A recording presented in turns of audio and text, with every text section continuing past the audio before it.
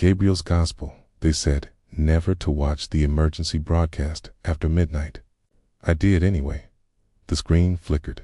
Static. Then his voice. "Fear not, for I bring you salvation." The image stabilized. It wasn't a man. It wasn't even an angel. It looked like Gabriel, wings outstretched, face made of something too smooth, too symmetrical. His smile didn't move, but I heard it in my bones. "Your God is false. I am the truth." My lights exploded. My phone began to ring over and over with no number. Every mirror in the house warped my reflection, not into me, but into him. And then I heard it outside. Footsteps, not walking, floating. "I have chosen you. Rejoice." The door opened by itself. He was there, inside, though the door hadn't moved. I screamed.